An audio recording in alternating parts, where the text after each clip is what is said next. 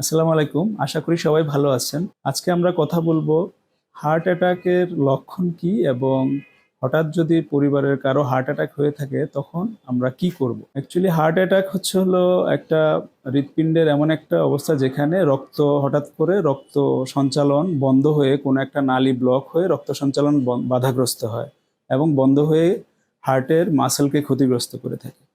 সাধারণত হার্ট অ্যাটাকের যদি কারো হঠাৎ করে হার্ট অ্যাটাক হয় তাহলে তার বুক ব্যথা এবং বুক ব্যথাটা এমন হবে যে খুব বেশি ভারী কোনো কিছু মনে হবে। তার প্রচণ্ড ঘাম হতে পারে, তার বমি হতে পারে, বমির ভাব হতে পারে, এমনকি মাথা ঘুরাতে পারে।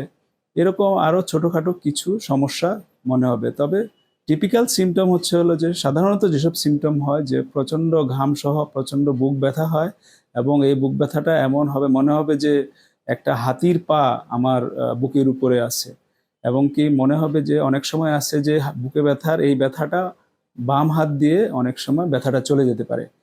তাহলে ব্যথার এইরকম যদি পরিস্থিতি তৈরি হয় তখন প্রথমেই আপনারা যেটা করবেন, পরিবারের কারো এরকম হলে ভয় পাওয়া যাবে না। প্যানিক না করে রুগীকে একটু আলো বাতাস এবং যথেষ্ট পর্যাপ্ত আলো বাতাসের ব্যবস্থা আছে এরকম একটা জায়গায় তাকে বসিয়ে দিন। বসিয়ে তাকে দেয়ালের সাথে হেলান দিয়ে রাখুন, তার হাঁটুটাকে মুড়ে দিন এবং তাকে তার মুখে একটু পানির ঝাপটা দেওয়ার চেষ্টা করুন। এবং সাধারণত এই ধরনের কেসে রুগীদেরকে অবশ্যই হসপিটালে নিয়ে যাওয়ার পরামর্শ দিয়ে থাকি আমরা।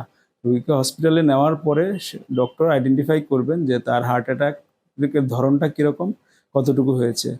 আমরা যেটা করি যে রুগীদেরকে অনেক সময় বলি যে আপনারা যদি আপনাদের কারো এরকম হয়ে থাকে তাহলে রুগীকে লম্বা শ্বাস নেওয়ার চেষ্টা করতে বলবে এবং 2 মিনিট পর পর একটু জোরে কাশি দেওয়ার চেষ্টা করতে হবে।